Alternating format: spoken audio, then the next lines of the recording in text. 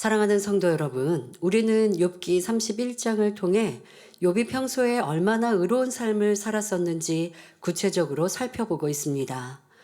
욥은 가난한 사람들이나 고아, 과부를 구제하기에 힘썼으며 우주 만물 그 무엇을 보아도 그것을 숭배하거나 인간적인 감정 속에 유혹받지 않았다 했습니다. 뿐만 아니라 자신이 혹여 잘못한 것이 있다면 그 대가를 당당히 치를 마음이었고 재물에 마음을 두지 않음으로써 하나님에 대한 자기의 도리를 지켰다 했습니다. 욥의 삶은 오늘날 성령을 받고 신앙생활하는 우리의 관점에서 보아도 참으로 배울 점이 많은 삶이었습니다. 그러나 욥은 하나님의 마음을 헤아리지 못하므로 하나님의 사랑을 느끼기보다는 재앙을 두려워하는 신앙이었지요. 사랑의 하나님을 만나지 못했기 때문에 하나님을 오해하며 두려워하는 가운데 철저히 의를 지켜 나갔던 것입니다. 저는 우리 젊은이들을 만날 때면 하나님 만난 체험이, 주님 만난 체험이 있냐라고 가끔 묻기도 합니다. 왜냐하면 부모님들은 하나님을 만난 일들이 확신이 있고 체험이 있기 때문에 변함없이 신앙생활 할 수 있는데 젊은이들은 만민에서 부모님이 만민에서 자신들을 낳았고 성장하다 보니까 아픈 것도 없고 특별히 시험이나 어려움이 없었거든요. 그 가운데 교회 나가면 하나님이 살아계신 많은 증거들을 그냥 듣다 보니까 하나님은 계시나 봐. 그러니까 이게 지식적인 믿음으로 쉽게 자리 잡았지. 내가 어떤 계기와 일들로 하나님을 간절히 찾고 부르고 만나고 체험한 이러한 사건이라든가 그런 기억이나 체험이 없는 이들이 종종 있기 나름입니다. 직접 우리가 눈으로 하나님을 보거나 직접 실무로 하나님을 만나는 일이 그런 일은 없습니다.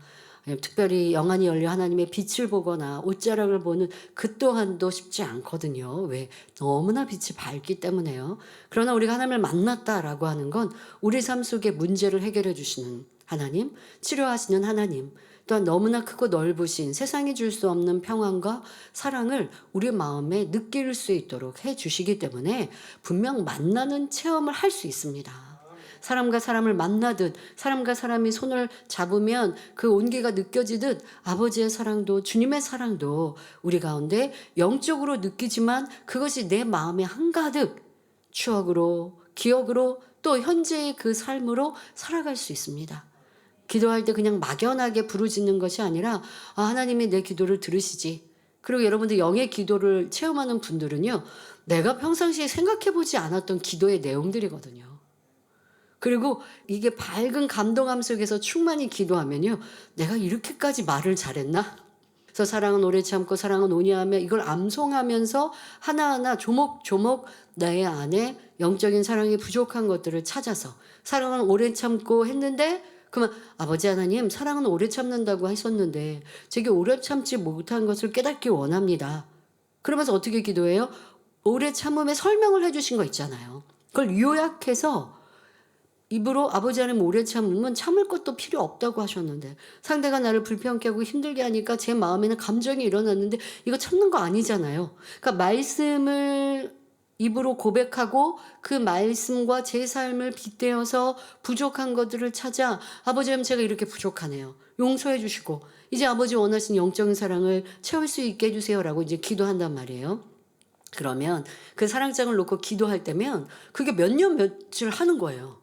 똑같은 기도 같지만 어떨 때는 안 충만하면 그냥 똑같은 기도하는 것 같고 그렇지 않고 내가 성령이 충만할 때면 같은 기도를 해도 내용이 더 이제 깊어지고 많아지고 달라지기도 하고 그리고 같은 기도인 거지만 감동이 임하기 때문에 똑같은 기도했다. 나 맨날 며칠 후에 똑같은 기도해. 왜 기도해도 응답 없어? 이런 생각으로 기도하지 않았거든요. 나 오늘 무슨 기도하지? 이 생각으로 기도하는 게 아니었기 때문에 오늘 무슨 기도할까? 이 생각 자체가 틀린 거예요. 그래서 제가 내가 언제 생각 놓고 생각한 걸 가지고 기도했다고 하고 다시 접고 그냥 평안한 마음으로 단일철에 와서 그냥 무릎 꿇고 기도하는 것이죠.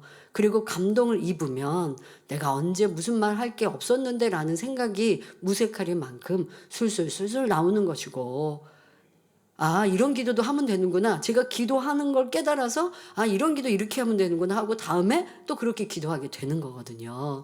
이렇게 여러분들이 기도하면서도 하나님을 만날 수 있고 내가 하나님 앞에 살아계신 하나님께 구하고 그리고 응답하시고 들으시고 나에게 감동을 주시고 이런 하나님을 주님을 성령을 체험하는 신앙생활을 하면 행복하고 기쁘거든요. 나 오늘 되게 피곤했는데 다니엘절에 가서 피곤하면 안 되는데 라는 생각이 들었습니까? 다니엘절에 와서 기도하니 내가 언제 피곤했어? 할 정도로 충만하고 감동이거든요. 그럴 때면 야, 내가 성령께서 이렇게 나를 충만케 해주시구나. 오늘도 체험한 거예요. 그러니까 이렇게 여러분들이 하나님을 한번 만나면 그 하나님과 함께 또 주님과 성령님과 함께 행복하고 즐거운 신앙생활을 할 수 있거든요. 그렇게 만나고 체험해야 합니다. 그런데 욥은 그 하나님을 직접 만난 체험이 없다 보니 그래도 진리를 찾는 마음, 진리를 쫓는 의로운 마음이 있어서 선진 때에 만났던 하나님, 선대의 하나님들, 그 하나님을 찾고 만나고 그 하나님께서 살아계시니까 하나님의 뜻대로 살아야지 하고 율법대로 지켜왔는데 내게 감당하기 어려운 시험이 오니 그 하나님이 무서운 하나님, 두려운 하나님, 이유 없이 나를 재앙하신 하나님으로 오해하고 있으니 하나님을 만나는 것이, 체험하는 것이 얼마나 중요한가라고 하는 것을 다시 느껴볼 수 있습니다. 욥이 지금 자기의 의를 주장하지만 이는 참된 의가 아니기 때문에 하나님께서는 욥을 참된 의의 차원으로 이끄시기 위해 연단을 허락하신 것입니다. 성도 여러분, 하나님께서 인간을 경작하시는 이유가 무엇입니까? 하나님의 마음을 헤아림으로 하나님과 진정한 사랑을 주고받을 수 있는 참 자녀를 얻으시기 위함이지요. 그렇게 하나님을 진정 믿고 만나고 또 하나님의 그 깊은 마음을 알아가면요, 내가 이해되지 않는 모든 일들도 하나님께 구하면 되고, 하나님 이거 제가 잘 이해 안 되는데 깨우침을 주세요 하면 되고, 그리고 또 그렇게 기도하지 않더라도 진리로 되짚어 보면 성령께서 바로 답을 주시거든요. 그래서 너무 어려워요, 힘들어요, 이게 도대체 뭔지 모르겠어요 하고 갈 일이 없게 되어져요. 그러니까 그만큼 그것은 믿음이 성장할 때 가능합니다. 아브라함이 이삭을 바칠 때 죽은 자 가운데서 살리신 하나님을 믿었기 때문에 그런 마음, 아니 어떻게 언약으로 약속으로 주신 이삭을 그것도 번제로 드리라고 하십니까? 라는 생각이 들지 않는, 왜? 하나님을 온전히 믿고 신뢰하니. 그러니 바로 그래, 내가 각을 떠서 지금 칼로 이삭을 배를 가르고 각을 떠서 제단에 번제로 드렸다 할지라도 하나님은 죽은 자 가운데 살리시는 분이잖아. 아, 이러면 그 하나님의 명령이 무엇이 어렵습니까? 기쁨으로 즐거움으로 순종할 수 있는 것이죠. 이렇게 여러분들에게 당한 어떠한 일들 속에도 하나님을 온전히 믿어드리면 성령께서 답을 주시는데, 그러한 자녀, 그런 하나님과 온전한 신뢰 관계에 의심하지 않고 낙담하지 않고 또 불평 원망하지 않고 하나님 좀 모르겠어요 하고 슬퍼하지 않고 하나님의 뜻을 찾고자 하고 혹여 하나님의 뜻을 몰라도 신실한 하나님을 믿고 달려가는 이들, 이런 이들이 참자녀이거든요. 그런 자녀를 얻기 위해 인간 경작을 하신 것이죠. 그러므로 오늘도 욥의 모습에서 자신을 발견하고 변화됨으로 하나님의 마음을 헤아리는 자녀, 진정한 사랑을 나눌 수 있는 참 자녀로 나오시기를 주님의 이름으로 기원합니다. 오늘도 욥이 말하는 그의 의로움을 살펴보겠습니다. 욥기 31장 29절 30절에 내가 언제 나를 미워하는 자의 멸망을 기뻐하였으며 그의 재앙 만남을 인하여 기운을 뽐내었던가. 실상은 내가 그의 죽기를 구하는 말로 저주하여 내 입으로 범죄케 아니하였느니라 말합니다. 욥은 자기를 미워하는 사람이 잘못되거나 재앙에 빠지는 것을 기뻐하지 않았고 그렇게 바라지도 않았다고 말합니다. 뿐만 아니라 그가 죽기를 바라는 마음으로 저주의 말을 한 적도 없다고 합니다. 자부심으로 가득한 이 말이 과연 맞는 말일까요? 지난 설교 내용을 잘 기억하는 성도님들은 욥의 말이 틀렸다고 생각하실 것입니다. 욥은 그동안 자기를 핍박하고 손가락질하는 사람들에게 온갖 비방의 말과 무서운 저주의 말들을 했기 때문입니다. 친구들이 자기를 무시하고 지적한다고 해서 친구들도 그 자녀들까지라도 저주한 말들도 했고요. 여러분 이제 기억나시는 것 같죠? 자, 몇 군데 찾아보겠습니다. 욥기 30장 1절을 보면 그러나 이제는 나보다 젊은 자들이 나를 기롱하는구나. 그러니까 젊은 자들이 지금 욥을 기롱하고 있어요. 자, 그런데 뒤이어하는 욥의 말이 그들의 아비들은 나의 보기에 나의 양떼 지키는 개 중에도 들만하지 못한 자니라 라고 말했단 말이에요. 욥은 자기를 기롱하는 젊은이만 욕하는 것이 아니라 그들의 부모에게까지 엄청난 모욕의 말을 했던 것입니다. 여러분은 삶 속에서도 그렇잖아요. 누가 싫어요, 미워요, 나를 힘들게 해요. 그러면 그 사람뿐 아니라 그 사람의 자녀, 뭐 그 사람의 또 뭐 부모, 아니면 뭐 가족, 뭐 이렇게까지 싸잡아서 말하는 일들, 특히 가까운 가족 중에도 그런단 말이에요. 배우자 서로도 부부싸움 하다 보면 상대가 마음에 안 들어요. 부인이 또 남편이 마음에 안 들어요. 상대만 지적하고 공격하다가 그 다음에 뭐라고 그래요? 부모까지 들어서 얘기하잖아요. 아니면 세상 사람들 뭐라고 얘기해? 너 부모가 그렇게 가르쳤니? 이렇게 말하면 얼마나 기분 상합니까? 내가 기분 나쁘다고 아니 지금 보지도 만나지도 못한 부모까지 들어가지고 지금 상대를 무시하고 깔보고 있는 말을 많은 사람들이 쉽게 하고 있는데 지금 욥도 그리한 것을 우리는 알 수 있습니다.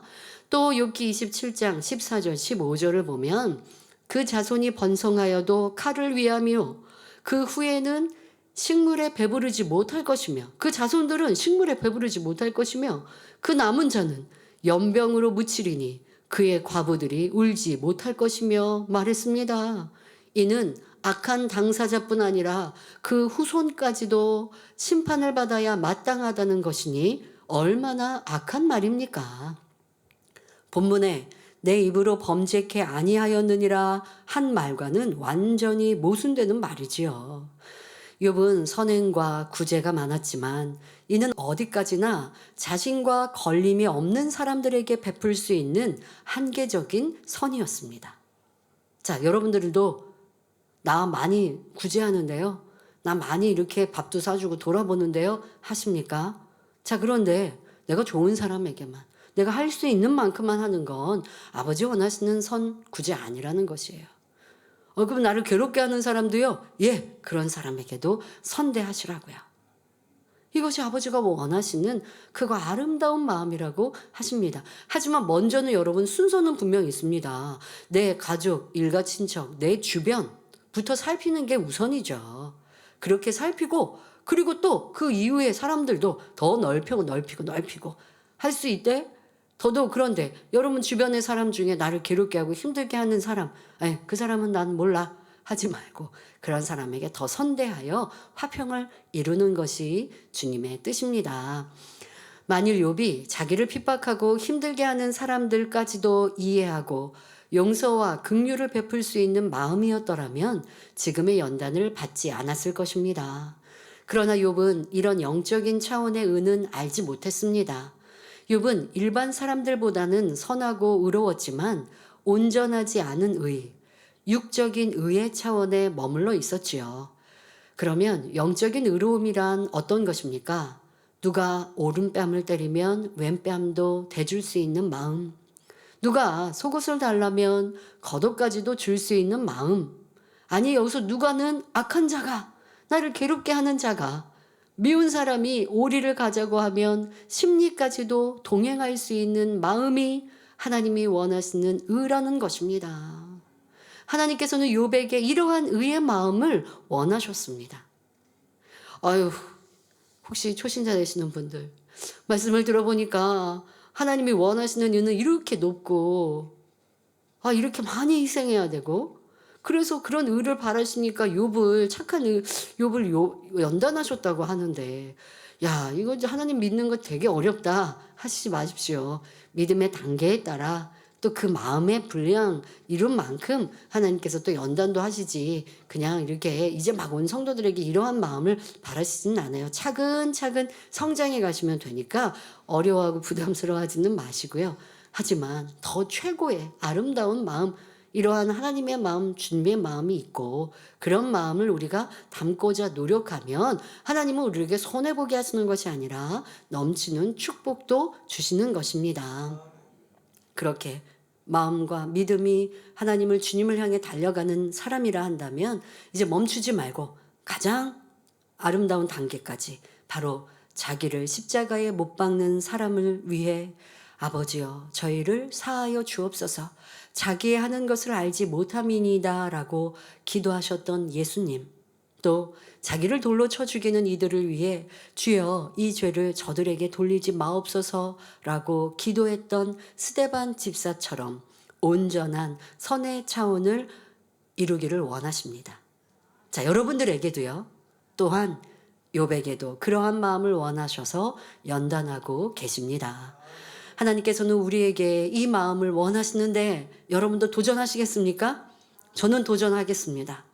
아버지의 그 크고 넓고 아름다운 마음의 분량에까지, 주님의 그 아름다우신 마음까지 이루기를, 닮아가기를 도전할 것입니다. 그렇게 도전하여 이룬다면 아버지 하나님께서 구원받은 많은 사람들, 또 새로운 삶에 들어간 이들이 있다 한들, 또 아버지의 마음을 더 닮고 닮은 이들을 가까이 두시지 않겠습니까? 그리고 그렇게 아버지의 마음을, 주님의 마음을 닮았다면 이 땅에서도 넘치는 복을 주시는 거예요. 하나님께 구하는 대로 응답해 주시는 것이고, 또 능력도 권능도 필요하면 주시는 것이고, 그러니 그 최고의 목표를 향해 달려가고 있습니다. 악한 사람이라 해서 그가 잘못되기를 바라는 마음이 아니라 주님의 마음으로 긍휼히 여기고 용서하며 그 사람도 구원에 이를 수 있도록 기도해 주어야 하는 것입니다. 욥은 성령을 받지 않았기 때문에 영적 차원의 의와 선을 깨닫기 어려웠습니다. 하지만 우리는 성령님이 마음 안에 계셔서 도와주심으로 욥과 같은 연단 없이도 깨우칠 수 있으니 얼마나 감사한지요. 깨닫는데 그치는 것이 아니라 성령의 도우심과 하나님의 은혜를 힘입어 신속히 의의 열매를 맺힐 수 있어야 하겠습니다. 이어지는 본문을 보면 욥이 얼마나 후덕하고 자비로운 사람이었는지 알 수 있습니다. 욥기 31장 31절에 내 장막 사람의 말이 주인의 고기에 배부르지 않은 자가 어디 있느뇨 하지 아니하였었는가 말합니다. 욥은 자기 집에서 일하는 종이나 일꾼이라 할지라도 차별하지 않고 배부르게 먹였습니다. 이웃을 자기 몸같이 사랑하는 마음으로 선을 베풀었던 것입니다. 여러분의 모습은 어떠하신지요? 아랫사람이라 해서 함부로 대하거나 행색이 초라하다 해서 차별하지는 않았는지요? 하나님께서는 나라와 민족 또는 빈부 귀천을 구별치 않으십니다.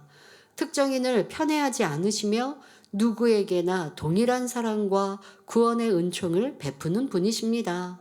로마서 3장 22절에 예수 그리스도를 믿음으로 말미암아 모든 믿는 자에게 미치는 하나님의 의니 차별이 없느니라 말씀하셨으니 우리도 모든 사람을 동등하게 대우하며 중심으로 섬길 수 있어야 합니다. 여기에 약하고 소외된 사람이라면 더 큰 긍휼과 사랑으로 기도해주며 보살펴 줄 수 있어야겠습니다. 당연히 모든 사람을 동일하게 대한다고 해서 약한 사람을 살피는 거 여러분들이 차별한다는 것이 아니죠. 그분들은 더 돌봐줘야 될 대상이고 더 많이 기도해 주어야 하는 것입니다. 계속해서 욥의 의로운 삶을 살펴보겠습니다.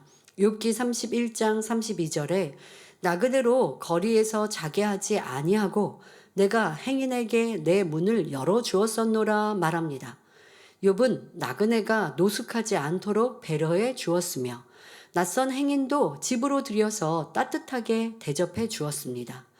오늘날은 욥처럼 사랑으로 행하는 사람이 드물지만 설령 사랑이 있다 해도 마음 놓고 도와줄 수 없는 세대입니다. 지나가는 사람한테 아유 집에 들어오세요.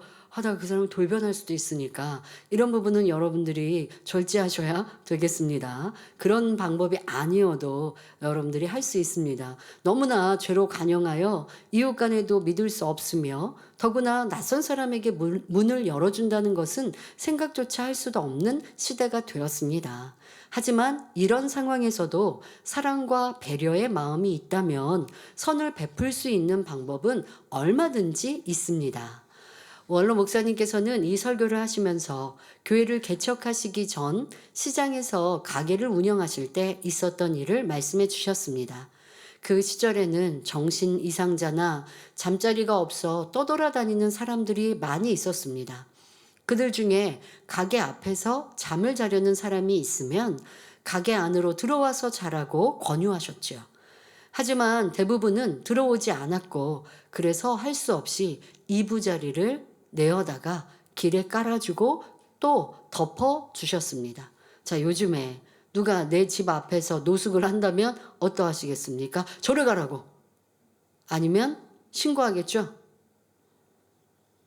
근데 여러분들이 그래도 불쌍하고 안타까운 사람이 뭐 막 그렇게 막 헤쳐놓고 막 더럽게 하고 하지 않는다면, 더럽게 하면 여러분들이 치워주고 뭐 그래 할 수 있으면 참 선할 텐데, 좋을 텐데 요즘 세대가 참 그래야지 못하는 상황들이 되었습니다. 그런데 원로 목사님께서는 그들에게 이렇게, 또 원장님께서는 이렇게 선으로 베풀어 주셨죠. 그런데 이 말씀을 하시면서 또 그런 행동을 하시면서 그것을 선이라 하지 않으셨습니다. 사람의 기본 도리일 뿐이라고 말씀하셨지요.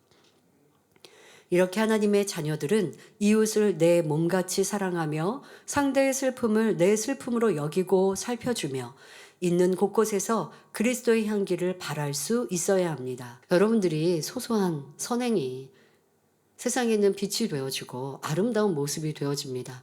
예를 들면 좀 니아카 끌고 가시는 분이 힘겨워하시면 뒤에서 좀 도와드리는 거 별거 아니잖아요. 누가 뭐 물건을 떨어뜨렸을 때 도와드리는 거. 대중교통을 이용하는데 좀 노약자가 계시면 자리 양보하는 거, 이런 거는 우리가 선행이라 할 수 없는 당연한 사람의 도리인데, 이러한 것들이 점점점 이제 개인주의가 되어지면서 남을 살피고 돌아보지 않지요. 그러나 하나님을, 주님을 믿는 참 자녀들이라 한다면 세상에 빛을 발해야 전도할 수 있잖아요. 그리고 그것이 주님의 사랑입니다. 어렵고 힘들게 여러분들이 주님의 사랑을 전한다라고 생각하지 마세요. 이런 사소한 것 하나하나, 또 여러분들 어디 회사에서도 내가 먼저 휴지 주어주고, 내가 먼저 누군가에게 친절한 말 한마디 해주고, 이러한 부분들, 이러한 도움들이 상대방에게는 큰 위로가 될 수 있고, 필요할 때 전도도 딱 그들에게 들려지고 마음에 심겨지게 되는 것이거든요. 제가 어렸을 때를 생각해 보면 새 학기가 되고 이제 새로운 친구들을 만나잖아요. 그러면 이렇게 쭉 둘러보면서 좀 착해 보이는 친구, 이 친구랑 짝꿍을 한다든가 해서 전도해야지. 그러니까 항상 마음에는 전도가 기도 제목인 거예요. 그래서 전도할 대상이 그래도 좀 착해 보이는 친구가 지금 대상인 거죠. 그랬던 기억이 납니다. 욥은 성령을 받지 않았음에도 이런 사랑의 마음을 가지고 선행을 이루었습니다. 저와 여러분은 성령을 받았고 예수 그리스도의 사랑과 은혜를 입었으니 욥보다 더 큰 사랑을 베풀 수 있어야 하지요.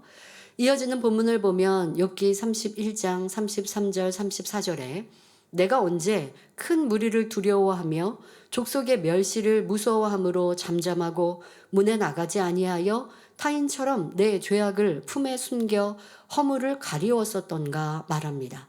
욥은 많은 무리가 어려움을 해결해 달라고 도움을 청할지라도 그런 일로 숨거나 사람들의 말을 두려워하여 밭가 출입을 못한 적이 없다고 말하고 있습니다. 또 욥은 자신의 죄를 숨겨본 일도 없었다라고 말합니다. 욥은 그러한 행동을 무거운 죄로 여겼기 때문입니다.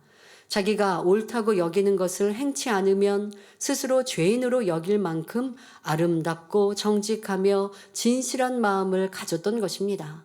성도 여러분, 우리는 어떤 상황에서도 비겁하거나 간사한 사람이 되지 말아야 합니다. 사람들 중에는 종종 자신의 허물을 숨기거나 다른 사람의 일에 관하여 사실대로 설명하는 것을 꺼리는 경우가 있습니다. 사실대로 말하면 혹여 주변에 눈총을 받지 않을까? 특히 윗사람의 눈밖에 나서 어떤 불이익이 돌아오지 않을까 두려워하며 멈칫하게 되지요. 그러나 상대를 진정 사랑한다면 자신이 손해볼 것을 두려워하지 말고 진리를 알려줄 수 있는 담대함이 있어야 합니다. 만일 상대가 질서상 윗분이라면 기도하고 선의 지혜를 받아서 도리에 어긋나지 않게 권면할 수 있어야 하지요. 특히 이제 지적이나 권면, 여러분들이 꼭 윗사람만이 아니라 서로 동년배도 그리하고 또 윗사람이 아랫사람에게 지적과 권면할 때도 그리합니다. 그런 말은요, 좀 고운 말, 조심스럽게, 좀 뭔가 좀 위트 있게도 얘기하면서, 그래서 너무 진지하고 찌르는 말로 큰 소리로 얘기하면 말 그대로 지적받았다라고 하잖아요. 그런데 조금 부드럽게 설명하면서 권면의 말을 하면 상대방도 무슨 말인지 알아듣고 아프지 않게 느낄 수 있거든요. 더더욱 윗분에게 내가 권면의 말을 해야 한다면 어떤 때 더 쉽게 말하면 기분도 좀 좋으실 때, 그럴 때 이렇게 좀 먼저 직설적으로 하기보다는 돌려서 설명을 했는데 그 다음에 못 알아들으시면 조금 더 강도가 있겠습니다만은 이렇게 조금 더 배려하면서 대화하면 분명 됩니다. 진실은 통하기 때문에 진정 선으로 사랑과 섬김의 마음으로 권면한다면 윗분도 마음 상하지 않으면서 그 말에 귀를 기울이게 될 것입니다. 교회 안에서도 누가 불의를 행했을 때 그것이 불의인 줄 알면서 눈 감아주고 방관자가 된다면 그 불의가 계속되도록 사단의 역사를 허용하는 것임을 알아야 합니다. 누군가의 허물을 보았을 때 가만히 마음에서 끊고 덮어주어야 할 경우가 있는가 하면 권면이나 책망을 통해 바로 잡아 주어야 할 경우도 있습니다. 상대가 죄로 인해 사망의 길로 가는 것을 보고도 모른 채 한다면 진정한 사랑이 아니지요. 또 야고보서 5장 19절 20절에 내 형제들아 너희 중에 미혹하여 진리를 떠난 자를 누가 돌아서게 하면 너희가 알 것은 죄인을 미혹한 길에서 돌아서게 하는 자가 그 영혼을 사망에서 구원하며 허다한 죄를 덮을 것이니라 말씀했습니다. 상대의 불의를 보면 방관하는 것이 아니라 사망의 길에서 돌이켜 구원의 길로 돌아올 수 있도록 권면해야 한다는 말씀이지요. 성경을 보면 그 방법까지 구체적으로 알려주고 계십니다. 마태복음 18장 15절부터 17절을 보면 예수님께서는 상대가 죄 가운데 빠져 있을 때 먼저 너와 그 사람과만 상대하여 권고하라 말씀하셨습니다. 그의 허물을 다른 사람에게 알리지 말고 알고 있는 내가 직접 당사자를 찾아가서 사랑으로 권면하라는 말씀입니다. 그런데 여러분들 이렇게 말씀대로 주님의 명하신 대로 하십니까? 아니면 내가 권면하면 싫어할 것 같으니까, 안 들을 것 같으니까, 그러니까 다른 사람에게 권면해 주세요라고 했다면 진리대로 행한 게 아니에요. 먼저 알았다면 내가 사랑을 가지고 그에게 가서 권면하면 됩니다. 자, 그런데 그래도 듣지 않는다. 그걸 미리 생각하지 마시고요. 여러분은 주님 말씀대로 하면 되고요. 근데 내가 했는데 상대가 듣지 않아요. 그러면 그 다음에도 어떻게 하라고 설명하고 계신 거예요? 한두 사람을 데리고 가서 두세 증인의 입으로 말마다 증참케 하라 말씀하셨습니다. 나보다 더 영적인 사람이나 질서상 높은 위치에 있는 한두 사람에게 알려서 그들을 통해 권면하도록 하라는 말씀이지요. 자, 그들의 말도 듣지 않거든. 그 다음엔 교회에 말하고 교회의 말도 듣지 않거든 이방인과 세리와 같이 여기라 하셨습니다. 마지막으로 교회에 알려서 치리함으로 구원받을 수 있도록 하고 만일 교회의 말도 듣지 않는다면 믿지 않는 세상 사람들과 같이 여기라는 말씀입니다. 계속 방치해 두면 다른 사람들까지, 그러니까 그가 권면을 해도 안 들으니까 하고 교회에서도 그냥 상관하지 않는 게 아니라 먼저 교회에서 상황의 질서에 따라 해왔어요. 권면했어요. 그런데 변화가 안 됐다. 교회에서도 해야 되는 게 책임이죠. 그러니까 여러분들 저에게 어떠한 보고를 하시거나 할 때도 이런 질서에 따라 환자를 위한 기도를 받을 때도 마찬가지거든요. 해당 교구장님, 지도교사님께 기도받고 또 내가 하나님께 매달려서 회개하고 또 치료해 주세요 기도하고, 그리고 안 되면 그 다음에는 이제 대교구자님, 대대교구자님께 기도 요청하는 거예요. 그리고도 치료받고 응답 못 받았을 때 그럴 때 또 기도 요청을 할 수 있는 것이죠. 어떤 권면도 마찬가지고요. 그런데 듣지 않으면 어떻게 해요? 교회에서 나가라고 하는 것이 아니라 교회 출석한다 할지라도 이방인처럼 그냥 취급하라. 그 사람 죄 지으니까 그건 뭐 쫓아다니면서 죄를 하라는 것도 아니고 어쩔 수 없어요. 그냥 두게 되는 것이죠. 그렇게 되면 어떻게 되느냐? 사단이 사로잡게 되어지고 시험할 난이 오게 되는 것입니다. 그럼 왜 교회에 알려서 교회에서 권면하라 하십니까? 그래야지 않다가는 다른 사람들에게까지 죄가 물들어 감으로 결국 교회를 어렵게 만드는 일이 되니 교회에서도 치리할 것은 하라고 말씀하고 계시는 것입니다. 이처럼 하나님께서 악을 행하는 사람을 교회에서 용납하지 말라고 말씀하신 것은 사랑이 없어서가 아니라 더 많은 영혼을 위한 것이며 주님의 핏값으로 산 교회를 거룩하게 지키기 위함입니다. 그러므로 고린도전서 5장 11절부터 13절에 만일 어떤 형제라 일컫는 자가 음행하거나 탐남하거나 우상 숭배를 하거나 후욕하거나 술 취하거나 토색하거든 사귀지도 말고 그런 자와는 함께 먹지도 말라 하시며 너희 중에서 내어 쫓으라 말씀하셨습니다. 물론 이 말씀은 모든 사람에게 똑같이 적용되지는 않습니다. 초신자들은 죄가 무엇인지 잘 알지 못하고 말씀을 들어도 이를 실천할 만한 힘과 능력이 부족합니다. 이런 분들과는 영적인 교제를 하면서 믿음을 심어주고 진리 가운데 들어오도록 계속 관리해 주셔야죠. 아유, 저 사람은 술 취하니까, 저 사람은 저렇게 음란하니까, 아유, 저 사람과는 내가 관리도 안 해. 한다면 회개하고 구원받을 수가 없어요. 그렇게 죄 가운데 거한다 할지라도 계속 관리하고 화평을 이루면서 변화될 수 있도록 끌어주는 것, 이것이 이제 일꾼들의 몫인 것이고, 그러니 우리 일꾼들이 얼마나 소중합니까? 자, 그러나 하나님을 잘 믿는다고 하는 사람이 이러한 엄청난 죄를 범했을 때에는 사귀지 말아야 한다는 것입니다. 그러니까 그런 죄를 알았으니까 바로 사귀지 말라고요? 앞서 말씀드린 대로 권면의 순서대로 하고, 그런데도 변화가 안 되면 사귀지 말라 하신 것입니다. 믿음을 인정받아 머리된 사람이 죄를 범하면 죄가 누룩처럼 번져서 교회 전체에 영향을 주기 때문입니다. 진정한 선은 무조건 악을 덮어주고 방치하는 것이 아니라 그 악에서 돌이킬 수 있도록 도와주는 것임을 명심하시기 바랍니다. 그리고 돌이켰을 때는 기억지도 말고 사랑으로 덮어줄 수 있어야 하겠습니다. 이어지는 본문을 보면 욥기 31장 35절 전반절에 누구든지 나의 변백을 들을지니라 나의 서명이 여기 있으니 전능자가 내게 대답하시기를 원하노라 말합니다. 자, 이 말은 누구든지 내 변명을 들어보아라. 내 말에는 조금도 거짓이 없으니 전능하신 하나님께서 내게 답해 주시기를 원한다. 이런 의미입니다. 욥은 계속하여 자기의 결백을 주장하고 있습니다. 사실 육적으로 보면 욥은 보통 사람이 따라가지 못할 정도의 의로움과 선을 갖고 있었기에 하나님 앞에 당당하게 자기를 내놓고 말할 수 있는 것이지요. 자기 입장에서는요.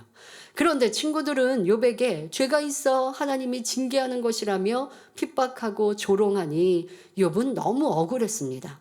지금까지 변명해 온 것처럼 자기는 정말 선하고 의롭게 살았는데 공의로우신 하나님께서 어찌하여 내게는 공평치 못한 저울을 적용하시는가 이렇게 따지고 있습니다.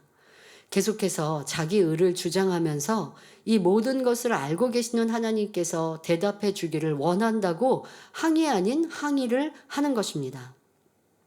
그러나 진리로 비추어 보면 욥의 말은 겸손하지 못하고 교만합니다. 피조물이 어떻게 감히 하나님 앞에 따질 수 있겠습니까? 욥은 이처럼 있을 수 없는 일을 행하면서도 자기는 의롭다 내세우고 있습니다.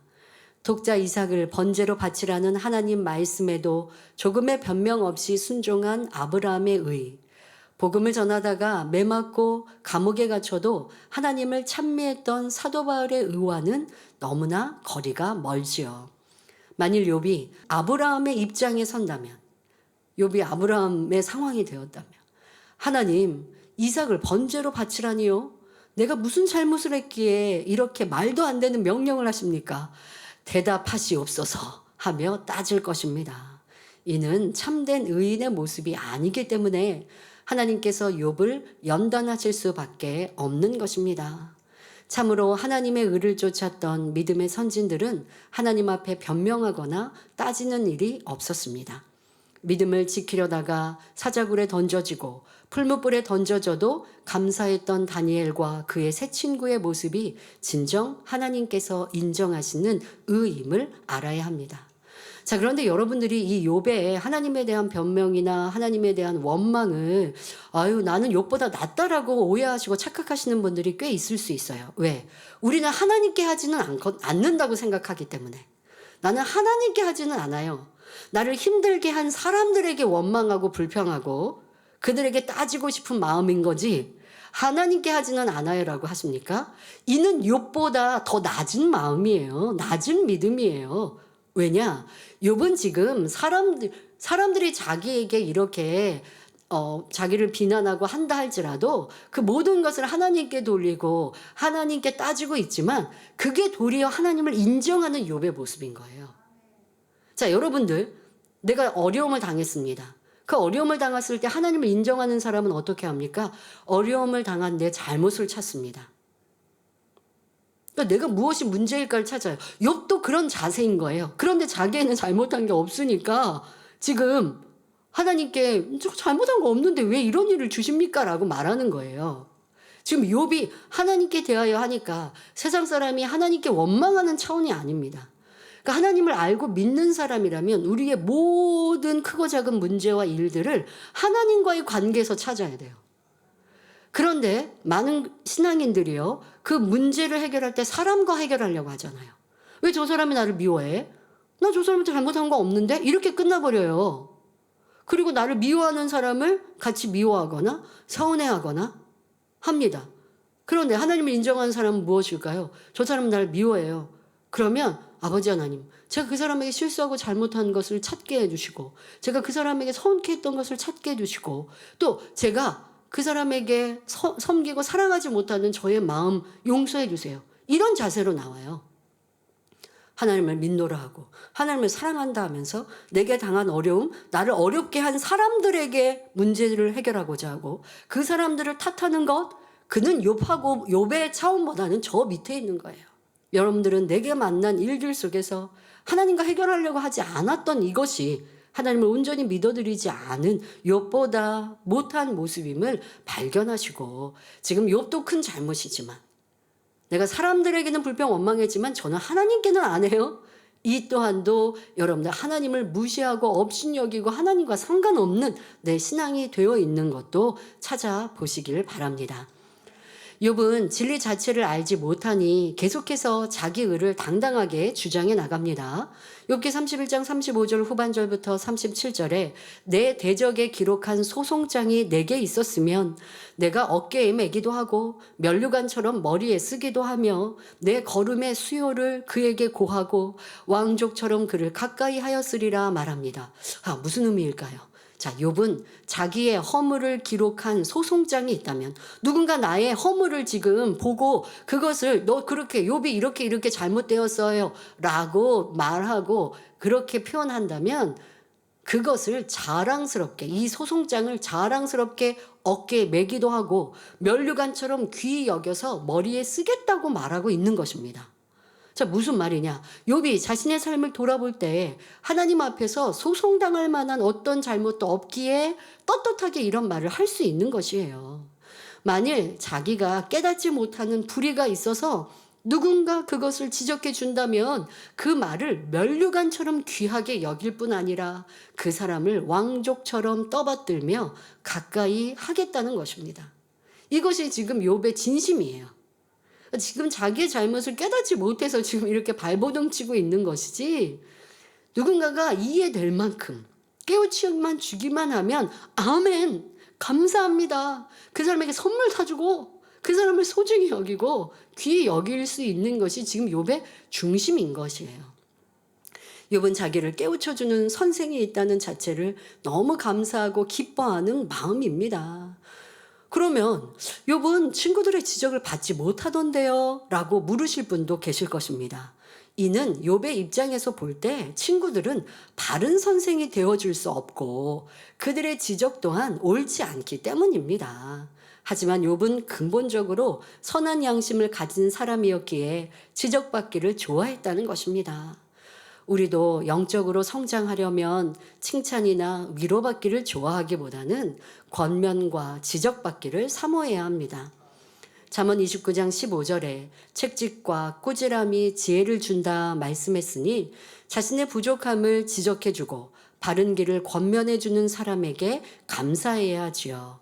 또 잠언 27장 5절에 면책은 숨은 사랑보다 나으니라 말씀합니다. 면책이란 상대의 허물이 있을 때 대놓고 책망하는 것을 말하고, 숨은 사랑이란 허물을 가만히 덮어주고 기도해 주는 것을 말합니다. 권면조차 받을 수 없을 만큼 믿음이 연약한 사람에게는 다만 사랑으로 참고 기다려주는 편이 낫습니다. 하지만 믿음이 큰 사람에게는 직접적인 책망을 함으로써 그가 잘못을 깨우치고 신속히 돌이킬 수 있도록 돕는 것이 사랑이지요. 그런데 악한 사람은 지적을 받으면 자존심 상해하고 너는 잘못이 없느냐? 너나 잘해라 하며 싫어합니다. 만일 여러분이 지적받을 때 속상하다면 이는 자존심이 살아있다는 증거임을 깨달아 깨트려 버려야 합니다. 욥은 진리를 온전히 알지 못하는 육의 사람임에도 지적받는 것을 기뻐하고 감사하는데, 늘 성결의 복음을 들으며 신앙생활하는 우리는 어떤 마음이 되어야 하겠습니까?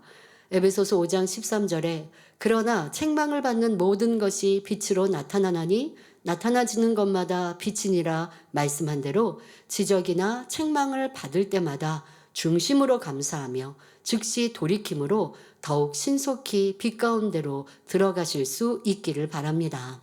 이어지는 본문을 보면 욥기 31장 38절에 언제 내 토지가 부르짖어 나를 책망하며 그 일왕이 일시에 울었던가 했는데, 이는 욥이 자기의 토지가 저주받을 만한 일을 하지 않았음을 말하는 것입니다.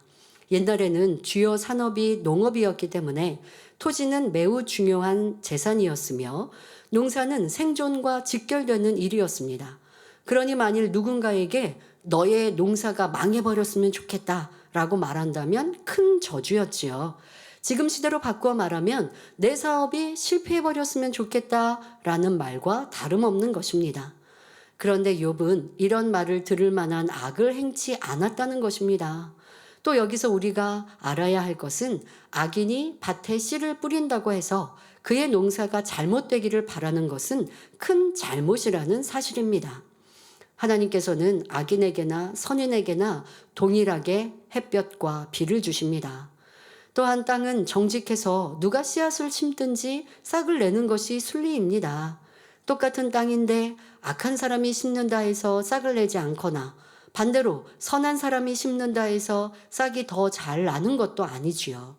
악인이든 선인이든 얼만큼 정성 다해 가꾸느냐에 따라 수확량이 달라지는 것입니다. 세상 모든 일이 마찬가지입니다.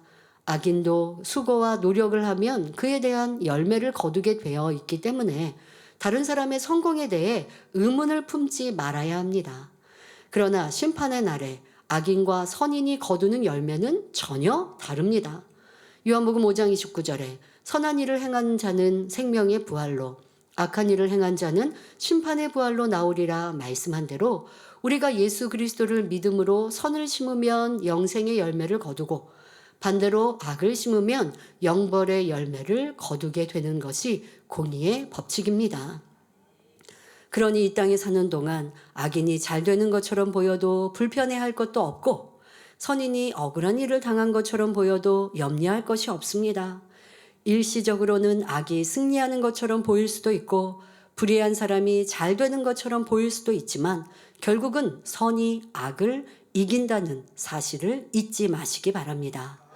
이어지는 본문을 보면 욥기 31장 39절에 언제 내가 값을 내지 않고 그 소산물을 먹고 그 소유주로 생명을 잃게 하였던가 했는데 이는 욥이 다른 토지의 소유주와의 관계를 비롯하여 모든 사람과의 관계 속에 정직하게 살아왔음을 설명하는 말입니다. 전에 친구들이 욥에게 내가 잘못 행했기 때문에 내 토지와 소산이 다 없어진 것이다 라고 말했기 때문에 욥은 자기 토지와 타인에 대해 정직했다고 답변하는 것이지요. 그리고 만일 자신이 정직하게 행하지 않았다면 어떤 대가를 받아야 마땅한지를 다음과 같이 말합니다. 욥기 31장 40절에 그리하였으면 밀 대신에 찔레가 나고 보리 대신에 자풀이 나는 것이 마땅하니라 하고 욥의 말이 그치니라 기록되어 있습니다. 자, 먹는 식용 작물인 밀과 보리 대신 찔레와 같은 가시나무와 잡초가 나는 것이 마땅하다는 것은 곧 자기의 모든 소산이 잘못되기를 원한다는 말이지요. 욥은 끝까지 자기의 정당성을 말하고 있습니다. 자기는 나쁘게 행한 일이 없건만 이처럼 엄청난 불행을 겪고 있다며 고통을 호소하는 장면입니다. 욥은 육적으로는 선한 마음을 갖고 좋은 일을 많이 행했기 때문에 계속해서 자기 의를 주장하고 있으며 자기 잘못은 전혀 깨닫지 못하고 있습니다.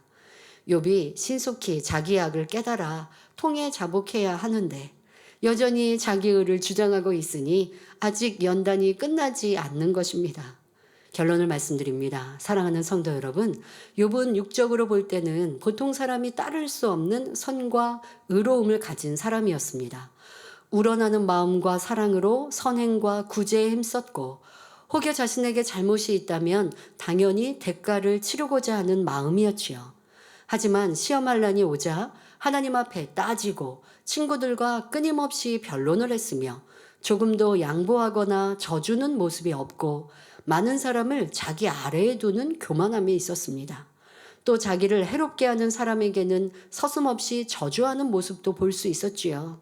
이는 영적으로 봤을 때 결코 의인의 모습이라 할 수 없습니다. 그러니 하나님께서는 욥의 마음속 깊이 숨어있는 악의 모습들을 낱낱이 드러내심으로 그가 회개함으로써 참된 의인이 되도록 인도하고 계십니다. 우리 성도님들도 이 욥기 말씀을 통해 마음속의 악과 자기 의를 발견하고 온전히 벗어버림으로 하나님 보시기에 참된 의인으로 나오시기를 주님의 이름으로 축원합니다.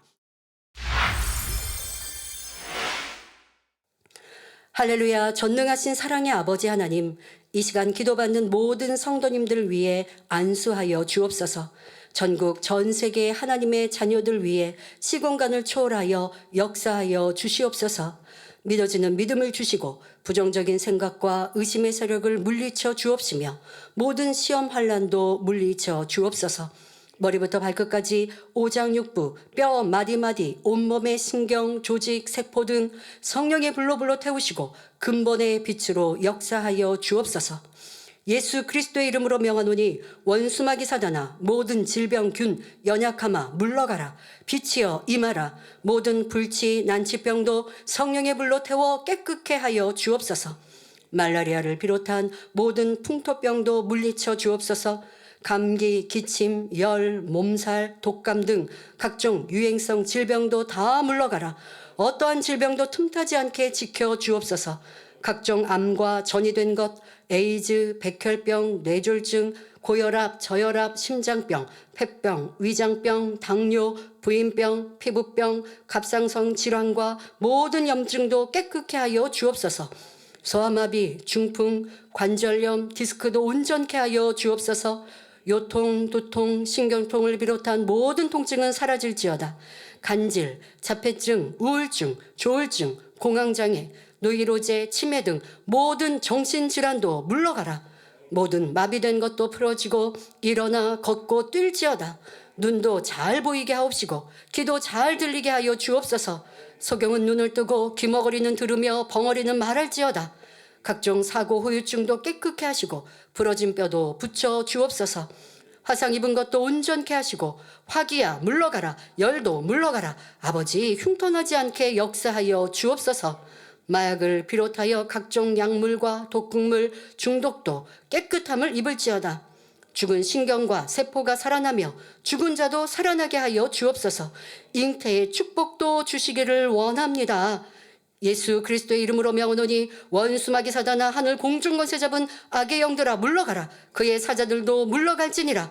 이 땅의 악한 영, 더러운 영, 거짓되고 간사한 영, 이간질하고 미혹하는 모든 어둠들은 물러가라. 모든 흉악의 결박을 풀고 어둠아 물러가라. 빛이여 임하라. 아버지 하나님, 부르짖어 기도할 수 있는 능력을 주시고 죄를 버리고 성결될 수 있는 능력을 주옵소서. 영혼이 잘됨같이 범사에 잘되게 하시고 가정의 복음화도 이루어 주시기를 원합니다.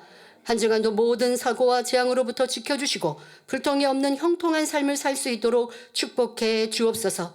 성령의 불담으로 천군 천사와 주님의 불꽃 같은 눈동자로 모든 하나님의 자녀들과 가정, 일터, 사업터를 지켜주시기를 원합니다. 학생들에게 지혜와 명철을 더하시고 공부할 수 있는 뜨거운 마음과 열정도 더하여 주옵소서. 마음과 생각을 세상에 빼앗기지 않도록 지켜주시고 하나님을 뜨겁게 사랑하는 학생들로 축복하여 주시옵소서. 하나님의 자녀들이 먹으나 마시나 입으나 무엇을 하든지 하나님 앞에 영광 돌리는 삶이 되게 축복하여 주시기를 원합니다. 나는 하나님을 만났노라, 체험했노라, 응답받았노라, 축복받았노라 간증하는 입술이 되게 역사하여 주옵소서. 아버지 하나님 감사합니다. 홀로 영광 받으옵소서. 우리 주 예수 그리스도의 이름으로 기도하옵나이다. 아멘.